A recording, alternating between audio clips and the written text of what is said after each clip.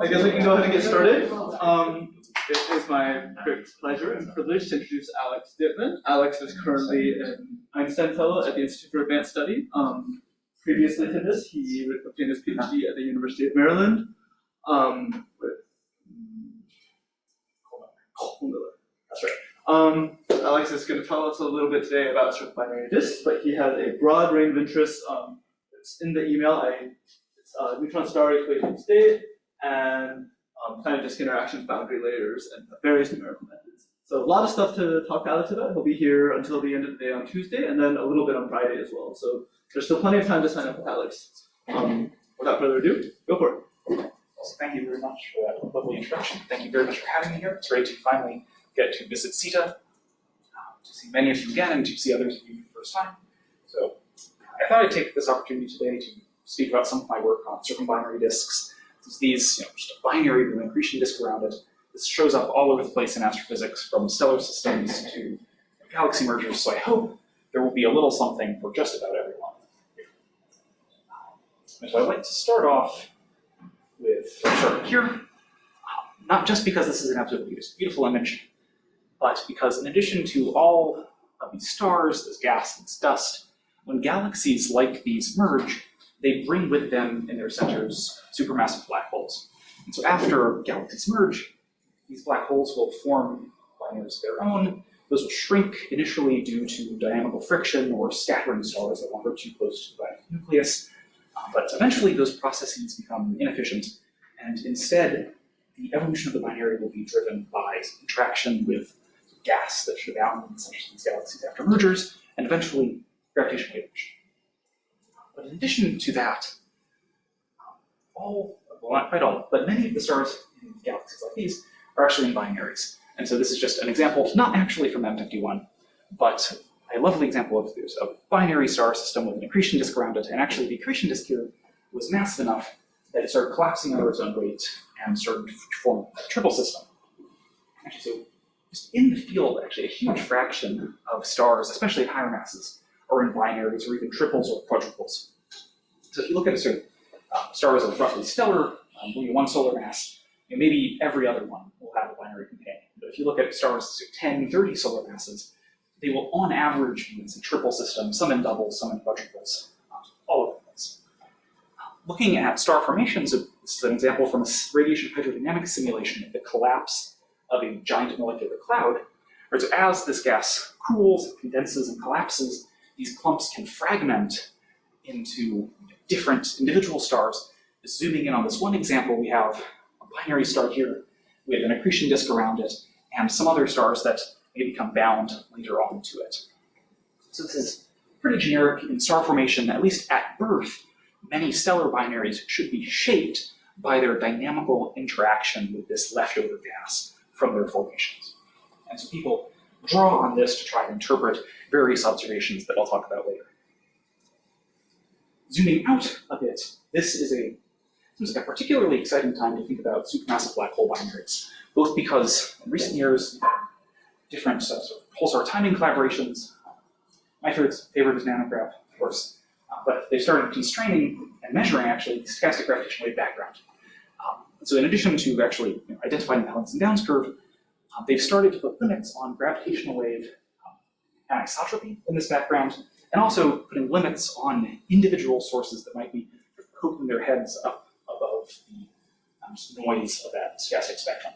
And anisotropy is actually, I think, a particularly important measurement once it can be made, because it's, I think, really how we can tell from the data itself that we're dealing with a population of black hole binaries as opposed to something else. Right, so each black hole binary, if it's quasi-circular, will emit gravitational waves just essentially at a single frequency. So then if you take the stochastic background and slice it up into different frequency bins, the gravitational wave background in that bin will be anisotropic because of all the individual black holes that are contributing to the background in that range of frequencies. But if you have something that I think we tend to have astrophysically informed priors against our biases, but if there's, like, say, cosmic strains or something making the gravitational wave background, that would be much more isotropic than what we get from a population of binary black holes. Additionally, so I remember being really excited about LSST when I entered grad school many years ago. but Rubin is finally here and taking lovely images. So this is with the commissioning camera. That is a great look at the Virgo cluster. And this, I mean, especially once they start showing data with the real camera, should be awesome for just seeing all of these stars and galaxies and how they twinkle over time, looking for signatures of binaries hidden in there somewhere. Of course, LISA has also been improved. It's a space-based gravitational wave interferometer led by the European Space Agency. That should start in a decade, which change really measuring the gravitational waves from supermassive black hole binaries with sort of mass range 10 to the 6 times. And so that would be really interesting for learning about structural formation, galaxies merging, all of that, and testing GR. As part of this, it'll be really interesting to think about the electromagnetic counterparts to these gravitational wave events. So we're able to resolve in images the early stages of galaxy mergers, right? So these very early stages before the galaxies merge, we can resolve that with standard telescopes in Ireland a century ago, well, or two. And now with modern technology using adaptive optics and interferometry, we can resolve binaries at roughly hundreds of parsec scales. But that's about it. So in this case, this is really two individual nuclei before they've actually formed a proper binary disk around it. And at smaller scales, we just can't resolve that in images. So we need to rely on simulations to study the systems at such small separations and indirect probes to try and observationally find some signature of there being a binary as opposed to a single black hole. And so people look for some sort of periodicity in the light curves of these sources in their spectra. People also look for maybe hints that there was a binary rather than a single object in the spectral energy distributions. But if any of these sources can be identified to a gravitational wave event, that will open up test general relativity, so measuring the speed of propagation of gravitons versus photons. Will help us do cosmology, so measuring H0, things like that. And one thing I'm personally kind of excited about is really getting a handle on systematics and electromagnetic constraints on black hole spins. So LISA should probe, say, the spins of these mergers with very high precision. So typical signal-to-noise ratios for these massive black hole mergers will be, say, ballpark thousands. So if any of those happen to accrete, we should have a very good handle on the true spin of those objects. And then so we can try to then compare that to the predictions we get for, say, iron K alpha, so these iron fluorescence lines from the inner regions of the accretion disk, and getting a handle on potential systematic issues and using those to measure black hole spins currently. One final area where certain binary disks can play a role is in some of these really high mass gravitational wave events detected by LIGO. And so people have been thinking about, say, star formation black holes in AGN disks since roughly the early 80s, give or take. But this emerged as a popular channel to make the gravitational wave events detected by LIGO once LIGO started really finding really massive black holes in the parent stability mass gap. And so supermassive black holes in their accretion disks are attractive because this deep potential well of the supermassive black hole can help you retain merger products. So instead of losing black holes from a cluster from very strong kicks after a few generations, you can keep around those merger products, even after they're merging with high spins. Additionally, just the presence of a bunch of gas lets these black holes accrete into the parent stability mass gap instead of being formed there. And so this is pretty interesting. I think it's certainly a competitive explanation for really high mass mergers like 1905-21 and 23-23, which had component masses on the order of hundreds. But I'm not so sure about the general population. Additionally, people get very excited about the presence of gas because it gives you a possibility of having an electromagnetic counterpart. So people take the LBK error volumes, look for flaring AGN within those, and at the moment the LBK error volumes are large enough that you usually find a galactic nucleus doing something weird in there. So the statistics are still a little sketchy at the moment, but with smaller error volumes and better observations, there will be hope of pushing this, especially to fainter AGN. Okay, and so with that, I'd like to just take a step back and think about some of the general ways that a circumbinary disk can affect your favorite binary system. And the first thing I'm going to look at is changing and equalizing masses. And so this is a subject that, circumbinary disks are often invoked in, and this is motivated especially by Gaia. So there's been this population of very near equal mass binaries found in Gaia with very high significance. You can slice up the distribution of binaries many different ways and recover an overabundance of near equal mass binaries. So there's a bunch of different mass bins at different separations. So this is in the top, roughly tens to a few hundred AU separations. The bottom one is just skipping to tens of thousands of AU separations.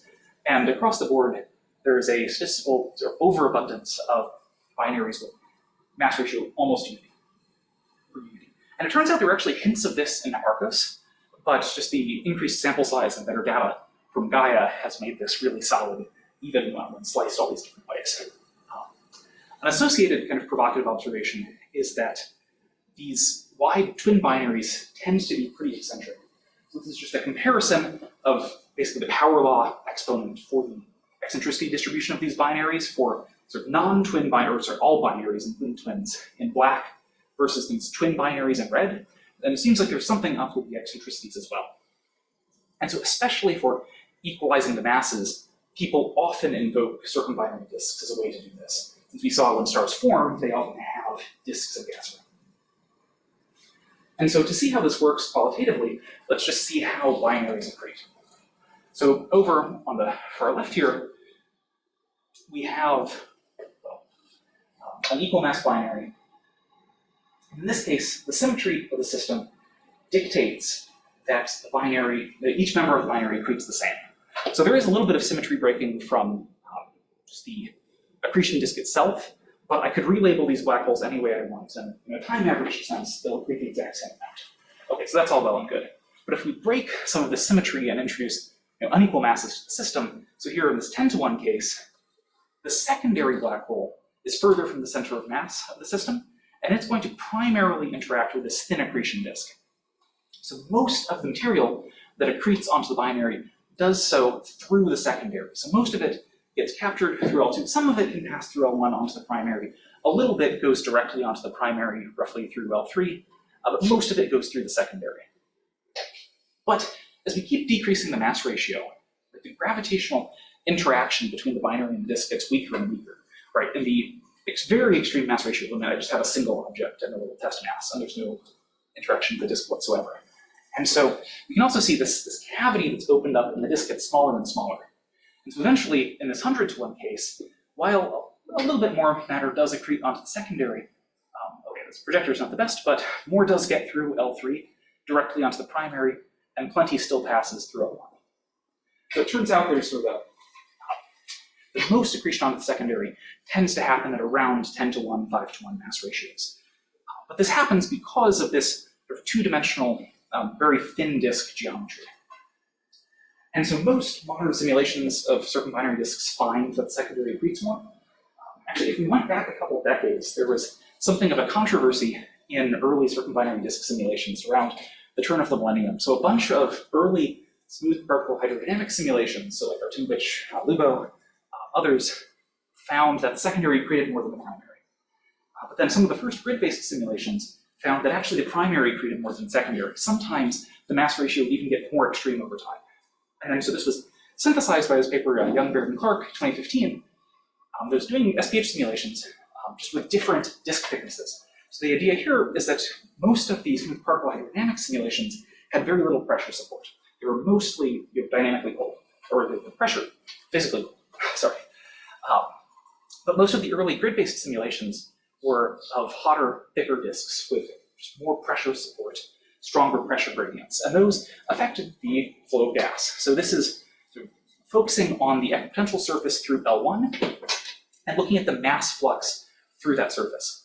So in this thin disk case, there's mass flux inwards towards the secondary, but no mass flux out of that surface, or maybe a very little. But if we go to this thicker disk, instead, you can see there's still plenty of mass flux in towards the secondary. There's also a bunch of mass flux out. And some of it goes right to the primary.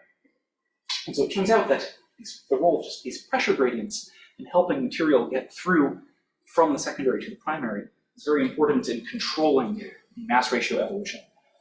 Okay, and of course, as I sketched earlier, this also depends on the mass ratio. So of course, for equal mass binaries, you're guaranteed to get the right answer.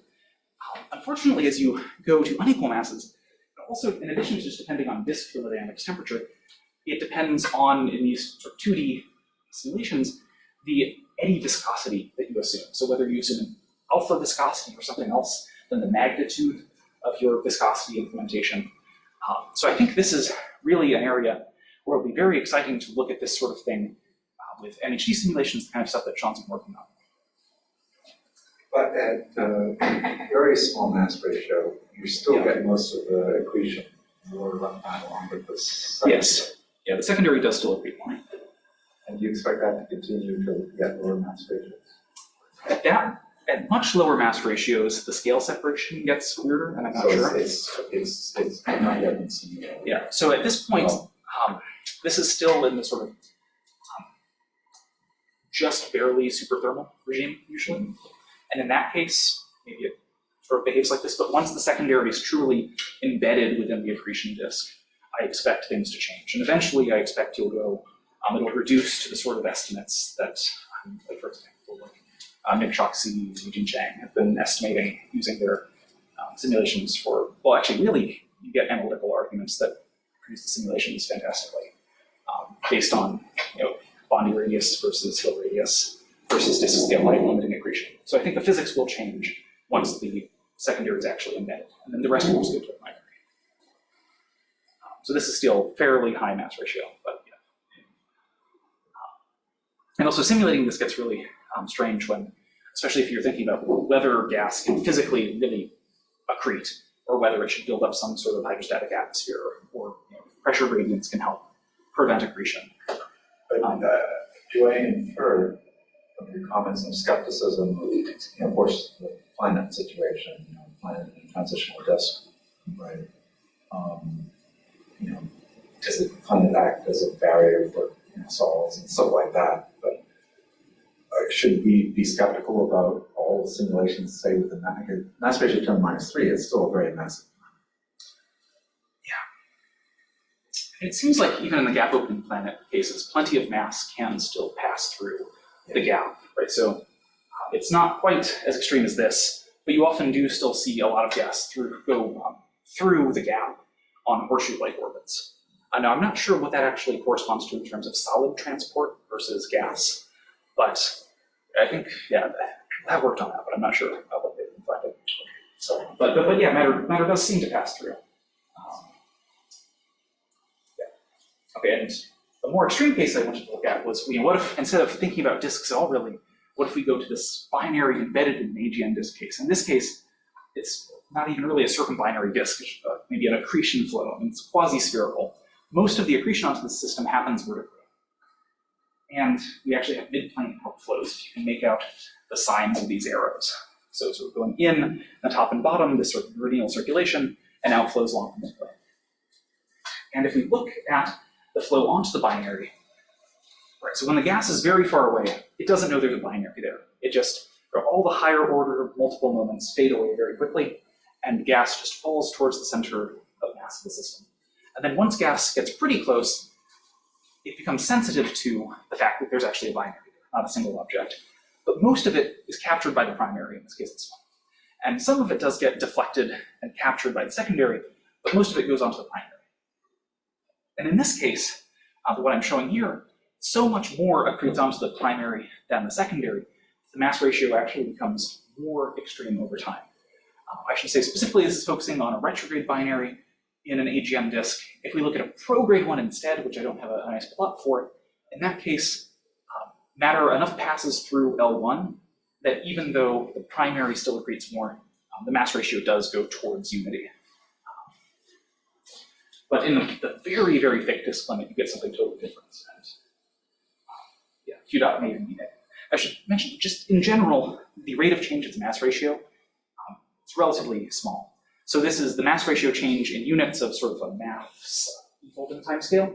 So you have to double the mass of the system a few times before the mass ratio is really appreciably affected. And qualitatively, that's true in the other contexts as well. So really, if you're thinking about trying to produce wide twin binaries, I think it's possible, but it may depend a bit on the disk thickness. Some people in some of the star formation simulations have found that, well, the disk thickness ties in naturally to the metal content of the cloud of gas. So you might expect some sort of correlations between the metallicity of stars and if they're really driven by sort of binary accretion, there might be some correlation between the twin binaries and metallicity, but I'm not sure quite how solid that should be. No one's really done a rigorous test there. So next I'd like to go towards, well, thinking about how disks might decrease binary orbital separation. So the classic final parsec problem, which isn't as much of a problem nowadays as people thought it used to be. But just returning to this picture, where at early stages the evolution is dominated by dynamical friction, then eventually it comes down to whether you have enough stars that can approach the nuclei of these galaxies very closely enough to just interact with the binary. So if you have a very triaxial galactic potential, maybe you can feed more stars down into that potential well. But I think the number of stars you can actually get onto those very deep orbits is still a little uncertain. But anyway, so this is the classic application people have had in mind for certain binary disks trying to expedite these motors. And so the classic picture back in the day before simulations was that people could write down estimates for the torques for this binary, and they'd find that they're very strong, very nonlinear. So the classic story was that the torques from this binary would be very strong and nonlinear, and they would open up a low density cavity in the disk. And that's basically what we see. What people hadn't predicted back in the day, and we can still see traces of this from especially some more esteemed legendary people in the field into the sort of 2010 or so, assuming just no accretion whatsoever happens. And then in that case, the orbital evolution of the binary, its interaction with the disk, is governed entirely by outer Lindblad resonances between the binary and this outer accretion disk. And then once people started being able to run simulations, they found out actually, no, the binary can accrete. So this goes back to Lubo. And then more recently, people have been able to run higher resolution simulations and to actually get converged measures of the rate of change of the energy and angular momentum of the binary. And it turns out that the binary can not just shrink, but also expand.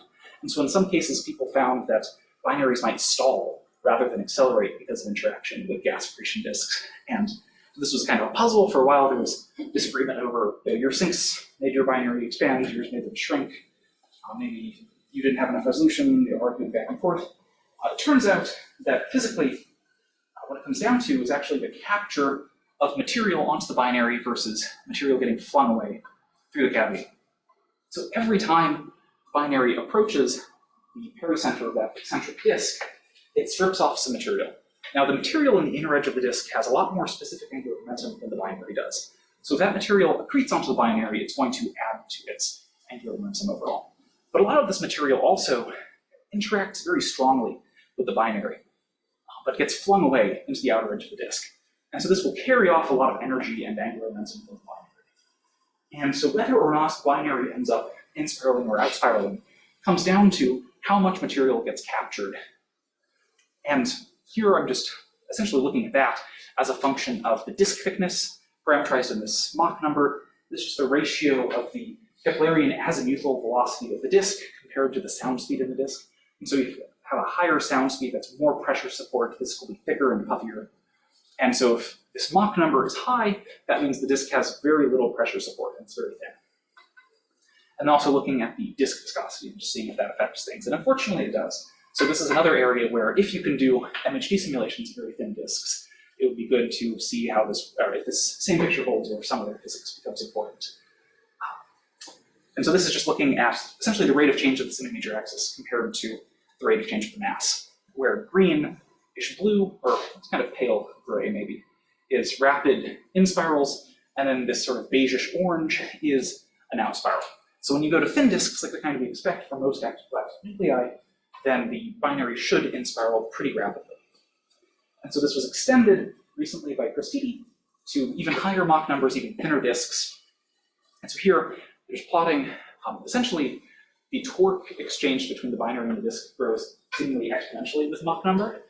So if you go to sort of Mach 80, Mach 100 disks, so this is h over r approaching sort of 10 to the minus 2 that people expect from the classics of Shukar-Siniaev disk models, you get very, very rapid in spirals. And so they characterize this in terms of a stream efficiency. So every time one of these streams moves through the cavity, what fraction of it gets captured by the binary versus flung away? And so as you go to thinner and thinner disks, much less of the stream gets captured by the binary every time, and you just have more interacting gravitationally, less actually accreting, to the point where it's actually very difficult for them to resolve it. So at this thinnest sort of Mach 100 disk, they weren't able to actually resolve the width of those streams, because without pressure support, streams of gas stay incredibly, incredibly thin. So it does seem like you can treat binaries pretty effectively, especially with very thin disks, but it does depend a bit on binary parameters. One big caveat to everything I've showed so far, that those binaries were circular. And generically, most binaries should form with non-zero eccentricity. So next, I'll go and look at that. Now, one of the sort of observations that motivates this is, again, of stellar binaries. The case here that I'm thinking about is post-asymptotic giant branch binaries. And so these are interesting because, well, one, most are observed to have certain binary disks. Now, unfortunately, these certain binary disks aren't quite large enough for us to have really beautiful images like I showed before, but they're typically observed, say, through interferometry, SEDs, that kind of thing. Additionally, many of them seem to have large eccentricities, or potentially sort of a bi- or trimodal eccentricity distribution. So there's some peak near 0, then another peak at about, say, 0.2 to 0.3, and then possibly then 2 more binaries up at 0.6. And so this is very interesting because, and these are stars that have already gone through the asymptotic giant branch plates. These should have swelled up, become very giant, and have their eccentricities very efficiently damped through just tidal circularization.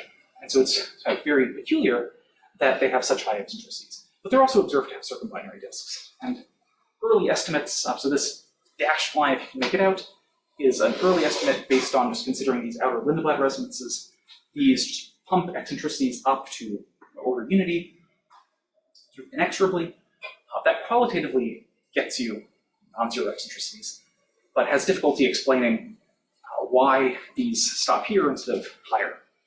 Now, people have been able to do simulations of these systems, focusing mostly on sort of thicker Mach 10 disks, and they find something that qualitatively matches these observations of binaries. So people typically find nowadays that there's some stable region near E of 0, where EDT is negative, up to about, say, 0.07, 0.1 or so.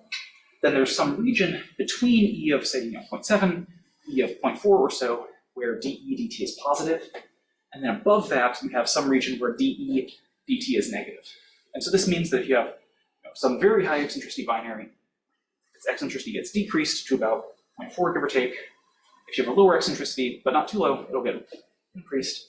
And it sort of explains how you might get a bimodal or trimodal population. And then I'm not exactly sure how this fits in to the very highly eccentric wide twin binaries. I think for that to work, you need some way that the disks might help increase eccentricity above this sort of 0.8 limit. But this is something to keep in mind for those formation stories. And so I was really curious about this with, so what would happen if you extended this to the thinner disks that we expect for binary black holes? So instead of these thick, puffy Mach 10 disks, what would happen if we looked at, well, somewhat thinner, so I can't quite get to H over R of 10 to the minus 2. So to start off, this is just basically reproducing what a number of other people have found for Mach 10 disks. So qualitatively, this agrees with what people had found previously, and nicely with these post-AGB binary observations. Looking at the rate of change of the semi-major axis up here, it's positive near eccentricity of 0, which is, what we expected from what we saw before. Then at these intermediate eccentricities where E dot is positive, A dot turns out to be negative. So some of these will in-spiral while their eccentricities are being increased, and then it could go either way at higher eccentricities. And so this is all well and good. This agrees nicely with what people have done before, so it's reassuring. Now, going to slightly thinner disks, not too much actually changes. So I was kind of disappointed by this, frankly. So this sort of neighborhood of stability at E of 0 seems to shrink a little bit. But then the story is pretty much the same. Instead of having a stable fixed point at about 0.425, it's 0.475. So that's, wow. In astronomy, that's a huge number, right? But then the So major axis change is kind of consistent with what we expect from the circular binaries. So there are still a couple windows where A dot may be positive, but across the board, in spirals seem a lot more prominent. Now, if we go to even thinner disks, sort of approaching what we expect for most AGN, so this is about h over r 0.03 or Mach 30. See, in spirals across the board, none of these at all were measured out spiral, but also the picture for eccentricity changes like quite, I think, qualitatively. So there is actually still a little neighborhood about 0 where E dot is negative, although it's at sort of like 3 times 10 to the minus 3, so not shown here. And basically above that, up to E of 0.6, E dot is positive. So for a thin disk, almost anything, and 0 plus epsilon eccentricity seems to have a positive E dot. And so since this happens for thinner disks, I expect this to be relatively common for binary black holes and such systems. This may also be applicable to some stellar systems with particularly thin disks, depending on how efficiently those can cool. Do you have any easy explanation about a fixed point or attractor at 0.4? I mean, you say everybody reproduces, so presumably somebody must have thought about how to explain it. Well, so people don't actually reproduce it, unfortunately. Qualitatively, something around 0.4, but the value, Okay, so what's the value of 0.4 doesn't actually matter. So this one, I think, finds about 0.4. This Drazian Duffel finds 0.39. Zweck et al. Is 0.45. I find something like 0.425. So it's around that ballpark, but it's not quite agreement. There have been a few ideas. So the hand-wavy argument that no one has shown qualitatively, but it sounds good, is that at low eccentricity, you have these outer Lindblad resonances. Then if you have a very high eccentricity binary, you can actually have some of these eccentric resonances start operating in the disk, and those can damp eccentricity. And so qualitatively, the argument lines up, although no one has actually showed that you actually do get these resonances in the disks at very high eccentricity. A simpler, kind of more physical argument, actually, well, I'll jump ahead very quickly. Let's see, I need a better way to skip through here. Let's see, yeah, so there was one idea that goes back to like Rodig et al. 2014 or so. The idea was that you could look at whether the material at apocenter or the apocenter of the binary versus the pericenter of the disk, whether the angular velocity difference between those was positive or negative, so whether the disk was leading or trailing the binary. And this qualitatively matched some of their SPH simulations. And so the experiment I tried to do for this was to see, okay, if I have, say, a couple binaries, 2 different viscosities, this is an easy way to change the structure of the disk. A lower viscosity disk will have a bigger cavity, and so this angular velocity difference will be bigger, right? So this is sort of the experiment I did to try and look at this, and unfortunately, it doesn't really work out. So, if anything, so you would have expected that this bigger cavity would have a higher fixed point. Instead, it moves down, if anything. So that's kind of disappointing. Yeah, physically, I don't know. I've dug into this a little bit. Yeah, I don't want to distract you. Well, I think I made time for distractions, so it's okay. Well, there aren't enough binaries to look at the dependence on mass ratio. Mass ratio, so mass ratio is interesting. It does go in the direction of cavity size. It doesn't quantitatively work out, but it does go in the right direction, at least at Mach 10. So that's why. Not in the Gaia data. Not in the Gaia data. So in the Gaia data, I don't know about mass ratio. I'll show one thing with Gaia data later, but it's not sort of precise.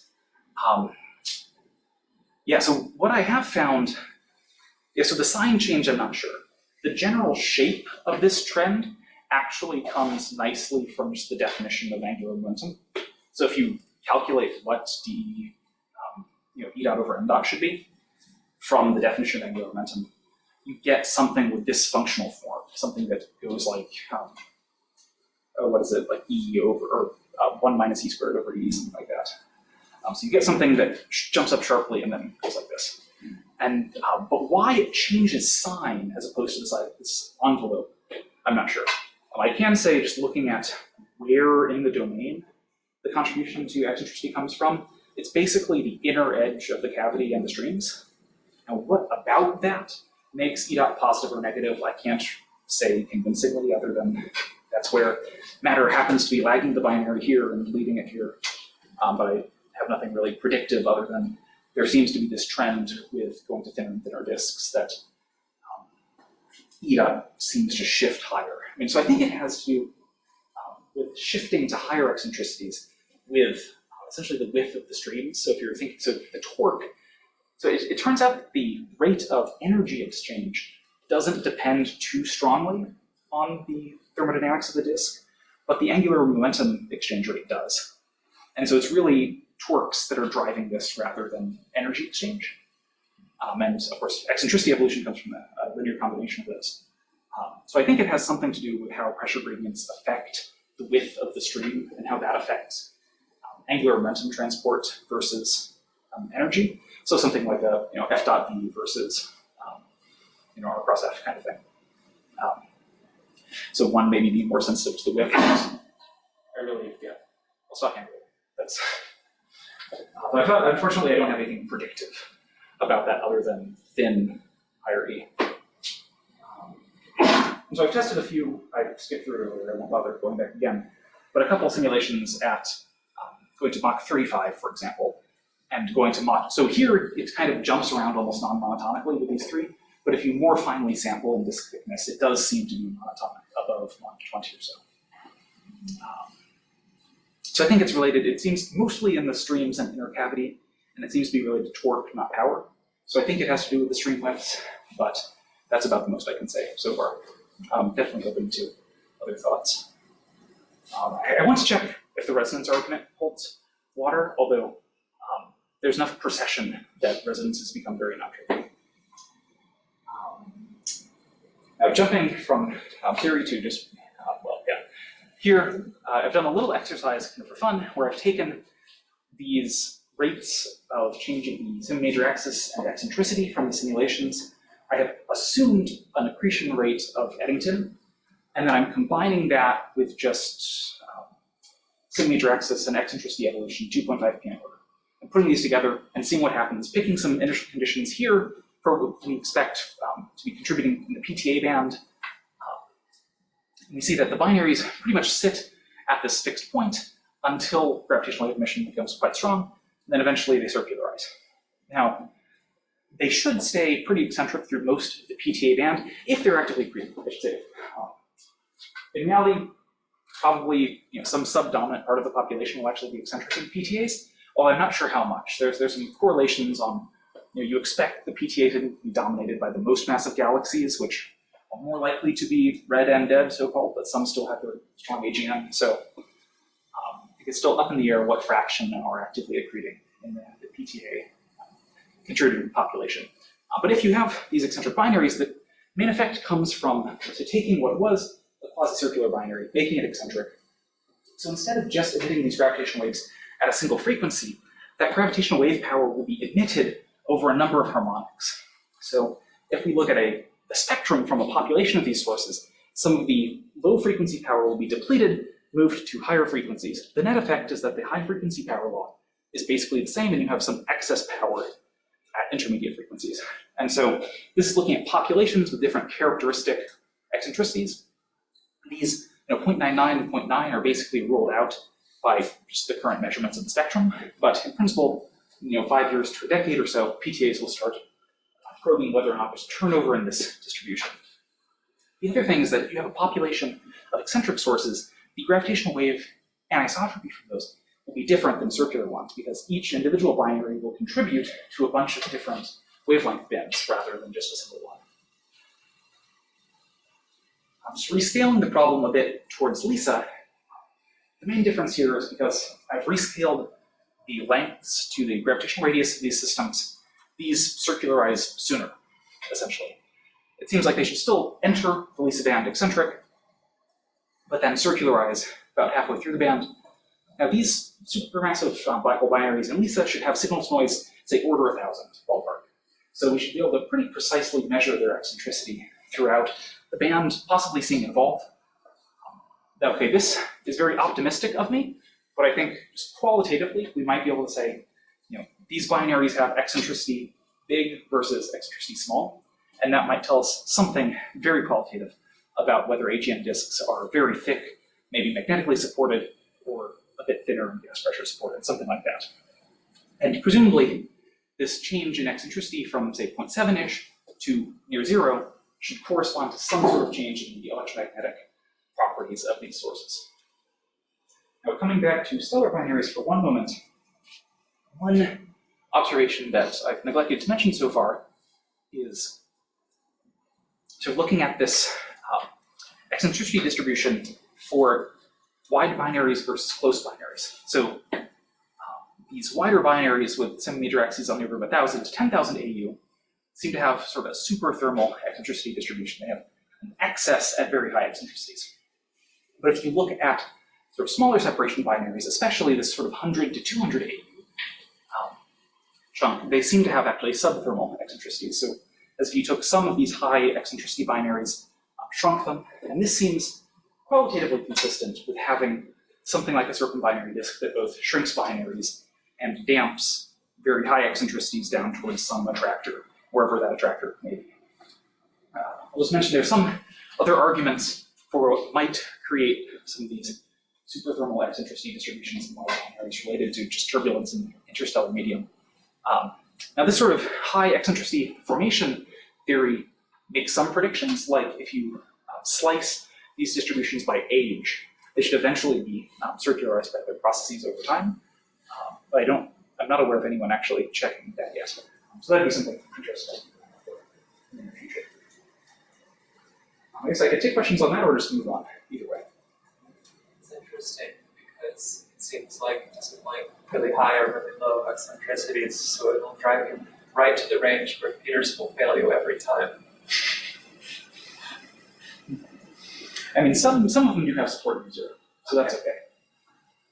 Well, so the presence of certain binary disks in a post-KGB system strongly suggests that mass loss has been playing a role in formation of the dwarfs, and therefore it's a good bet it had some regulatory role in the eccentricity. I mean, It depends on the type of mass loss, I think. well, But yeah. but if it's mass loss across the Lagrange point, for example. So, I'm not sure about the modeling that goes into that. I don't know if that one's really, For the mass transfer and subsequent evolution, I'm not aware of anything. I think people just typically, in most papers I've seen on this, just assume that during that giant stage, tides would have circularized the system anyway, even with mass loss. But that is a good point. Okay, and with that, the other thing that binaries might be able to do for you is provide an electromagnetic counterpart to an unresolved object. And so for AGN, this is hard, unfortunately. So people have, I think, well, at least with CRTS, probably before then, every time you have a big photometric survey, people will mine it for binary AGN candidates. And so this is an example of someone doing that with Gaia. So people in this paper looked through the Gaia data of AGN just the first 3 years and looked for light curves for AGN that were better fit by sinusoids than damping walks, and reported about 180 candidates. So here's one lovely example. You can see this beautiful sinusoid, fits the Gaia data beautifully. And then so Krim and his collaborators realized that a bunch of these binary candidates also had data in ZTF. So they could take these binary candidates from Gaia and compare them to the ZTF light curves, and you typically get something like this, where there's within error bars, okay, so this is also CRTS in yellow, but you get agreement during the Gaia observations, and then some very messy disagreement later on. And so at least the roughly 140 of these candidates with ZTF data as well were false positives. And unfortunately, this is a kind of commonplace thing. Just because AGN are incredibly variable and have just variability on timescales of hours to years. And so if you look at thousands, millions, tens of millions of AGN, chances are they will just be flickering and seem quasi-periodic for a little while. Now, we are, I think, people are generally optimistic that Rubin will do a little better by being able to peer a little more deeply into the universe, seeing more binaries, and more binaries with shorter periods, especially high cadence observations. It should be possible to find candidates with tens of cycles rather than 1.5. And so once those sorts of observations are available, that should be pretty exciting for searching for binaries. Now, another type of variability people can search for is that of spectral lines. So the idea here is that you have a broad line region around one of the black holes. It's binary, and so they're orbiting around the broad line regions following the black hole in the binary. So there will be Doppler shifts of the lines in this broad line region along with that orbit. And so this is one case where they've observed one of these AGN for about 20 years, give or take, and followed the evolution of these broad lines over time, in this case H beta. And with the major caveat that if it's a binary, they haven't observed a full period yet, it seems like there is a systematic shift in the center of this broad line. And if you fit a full radial velocity model to it, you get an eccentricity of about 0.65, at least the best fit. And so in, say, between, say, 5 years and a decade, we'll know if this is actually a binary, depending on what the eccentricity is.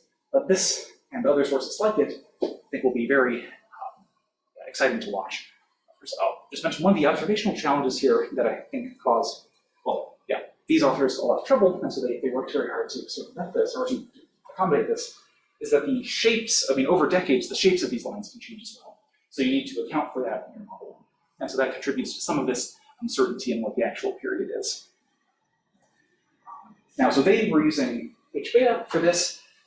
You can also try this with, say, X-ray lines.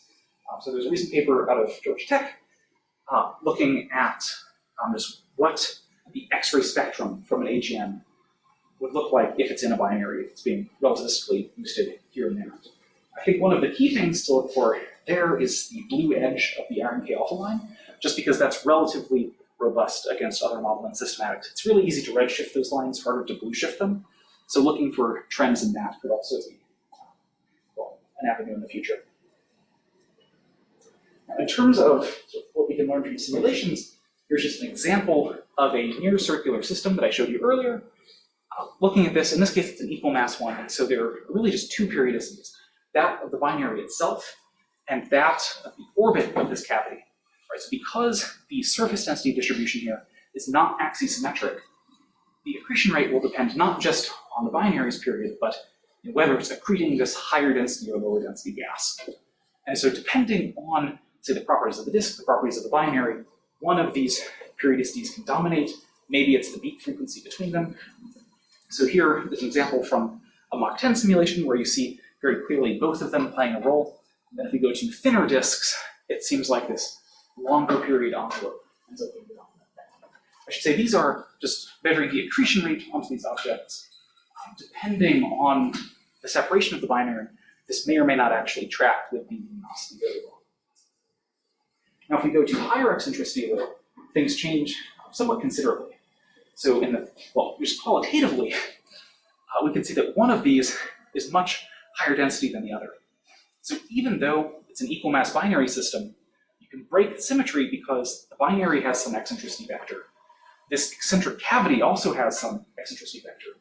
So the relative orientation between those two vectors determines which member of the binary will actually accrete. So in this case, even though it's an equal mass binary, just one of them accretes almost all the mass, at least at this point in time.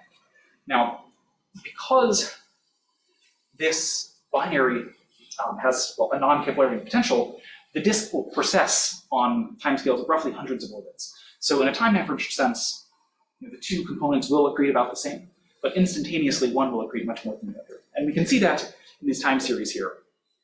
And for thicker disks, sort of one binary tends to accrete more and it's very strongly pulsed on just the orbital period. In the other cases, you can see a lot more of this envelope and the variability can be much more extreme.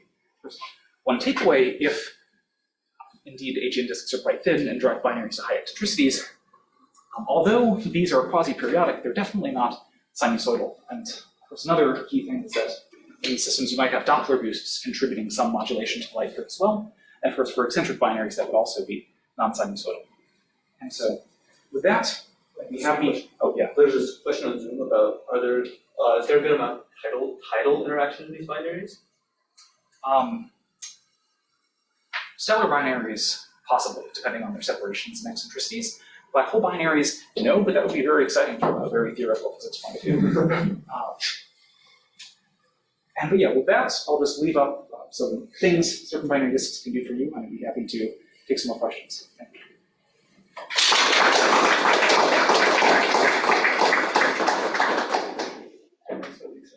So a couple of questions. How pessimistic are you about that Accreting's paper, where it says, like the one you mentioned about the sinusoidal variation? Like, is it? I haven't read it in great, like I haven't put the analysis, but like, is the previous author was just literally fitting like a sine wave, no modulation? Like, is that the extent of saying of what Graham says is that it's not sinusoidal, or if it's like, because no AGN just sits there and like it's not like the single supermassive black hole AGN is just like flat line and then of course variation, it must be a binary. Like it's going to be very complicated. Like absolutely, like you're showing with these accretion rates, there might be some quasi-periodicities. Like they didn't. Is my understanding that they didn't look for these like more complicated quasi-periodicities, trying to modulate the fact that AGN vary normally? Was not included, or like how? I guess just to summarize, how pessimistic are you? Well, I think if you try to fit the signal with the wrong model, yes, that will generally hurt your ability to pick out the characteristics of the underlying system. So one thing I'm optimistic about, I don't have a slide on it.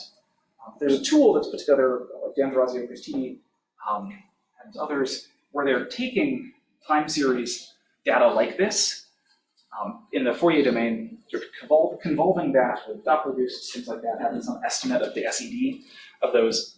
And so the idea is to try to have a better model than just sinusoids for what you expect from a binary.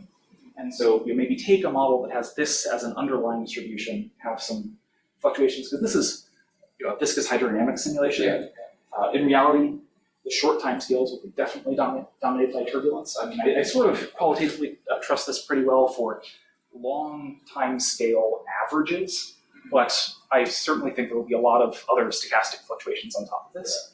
So I mean, there are efforts to build better models to search for periodicity in these data sets. I don't think any of them have actually been applied yet. I know also some people are exploring different sort of machine learning options to look for binaries in these data sets. So I think there's more to do with the data. So you're not that pessimistic. I'm very pessimistic about the sinusoids. Yeah, I think there is hope for the effort in general.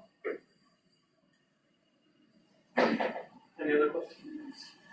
Could you summarize the current status of numerical simulation 2D versus 3D, and the extent to which the details like accretion streams, torques, and so on are converged going between the two? Okay, so 2D versus 3D. Let's see. I almost have a slide on that. So what I really have is precession rates. And you can, okay, this is certified confusing around. But this is from a code comparison we did, inspired by a KITP meeting. And if you could make out the phantom in 3D, purple, gizmo in 3D, and then, oh goodness, okay, it's not included on this plot, but there was also an Athena++ run in 3D. And then we'll sort of qualitatively agree. The main difference. So those have the two highest, are those the two highest spreads, or no? No, so this one is a repo, but these two are sort of higher. So this is actually, I think, the growth rate of the eccentricity of the cavity. Okay, well, where's a good qualitative picture just to look at? The main difference is that, okay, when you're doing this, okay, the gravitational potential is really the hard part to get right, I think. So in a planetary context, Amelia Corvo just had a paper on this, trying to see if there's any toy form of the potential that works in 2D, and the answer depends on what you want to get out of it. So horseshoe orbits are gone, but maybe you could calibrate it to do a decent torque estimate. In 3D, the cavity tends to be smaller, and part of that I think is just that in 2D, right, the gravitational force is essentially maximized. because all of the gas is essentially in the midplane, so it's just the cylindrical radius, none of the gas is distributed vertically. So this makes just calculating gravitational forces a little sketchy. Practically, the cavity tends to be a bit smaller in 3D. I suspect that, okay, so for a Mach 10 disk, which is decently thick, the differences aren't too major. It's maybe sort of a 10–15% difference in migration rates. The cavity's a little smaller, so because it's smaller, it feels the non-Keplerian potential a little more strongly. It processes faster. So it changes quantitatively, but the qualitative picture seems to be there. No one has, to my knowledge, done a really systematic look at, say, disk thickness in 3D. Okay, so I mean, yeah, it looks like there's going to be shock heating here, for example, and then one has to get into the thermodynamics of the disk, and your Mach number may not remain constant, or may be buffered by strong cooling, or I don't think it's been published yet, but I know Christine was looking into different thermodynamics, and it didn't change the results as much as he thought it would. But I think just because the shock heating happens over here, so depending on the cooling time, it has a bit of time. So people generally estimate that cooling time scales are pretty short in AGN disks, but not universally, especially in looking at gas type flow. And let me just say one last thing, which is MRI. So, I mean, of course, the people here doing the GRMHD simulations, full self-resistant magnetic fields. What qualitatively is known about how, and transport MRI versus viscosity changes things? So angular momentum transport, I'm not really sure. One thing, I do think that eventually, basically the strongest physical effect in many of these systems is just that you have this enormous time-varying tidal field from the binary. I think at some level that becomes the dominant factor. Now the details I think are very different in MHD, radiation MHD, things like that. And so I think the details will change. The variability changes a little bit. So Elias Moss, for example, has run some MHD simulations recently that find pretty consistent results. When they see big sort of magnetically arrested flux outbursts, then they get a bit more negative torque on the binary during those stages, but in these sort of quiescent stages, it seems pretty consistent with viscous hydro. So I think the details will change a bit. Certainly the variability in the accretion flow will change, but I think the time average dynamics, especially if you sort of can calibrate to the right effective alpha, or like an alpha as a function of radius that can properly mimic. So I think there's room probably for a small number of full physics simulations, but you can't really do parameter sweeps with MRI, especially in thick disks, or sorry, not very thin disks. There's, I can count those on my hand. Okay. On that note, let's thank Alex one last time.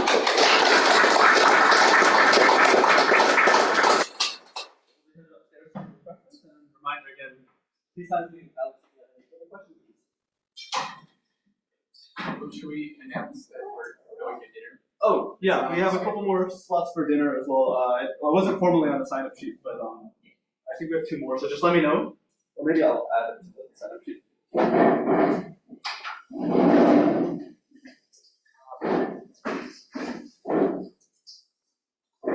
Let's guess the expansion that lots of gravitational waves in your phase. Okay. There's Yeah. We ran out. I think they're still on, so if you want to answer. Yeah, so.